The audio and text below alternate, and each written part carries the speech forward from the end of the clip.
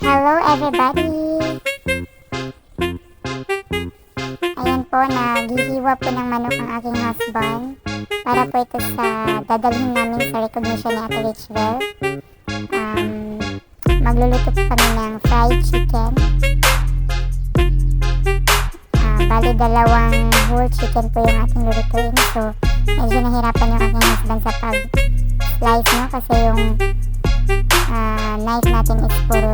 So, kumuha po ako ng ang tawag dito, yung bairan. Diba? Ayun. So, gusto niya binait.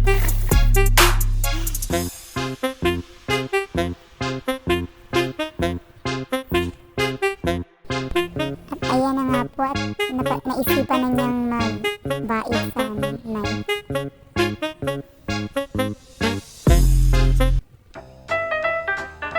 Medyo nahirapan po ang ating husband, no, sa pag-i-slice. Pagtatansya sa ganong kalaking slice yung kanyang gagawin. Sa dami ba naman ng estudyante? I think mga 40 plus sila doon. I'm not sure lang din. Pero nasa mga ganon daw. So,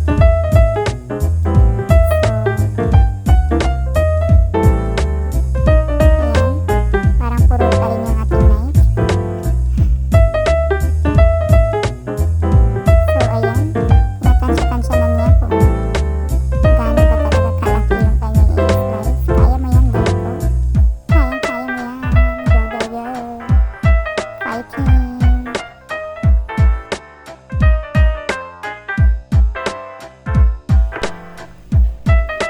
Sa video ito guys, hindi na namin maipapakita yung pagluluto namin kasi nagmamadali na kami ng bongga.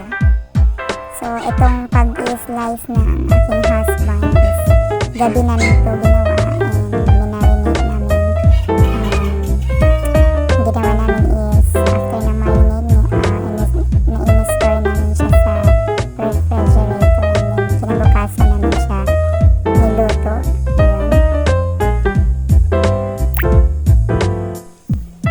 So ayun, no, ang video nito ay wala lang talaga.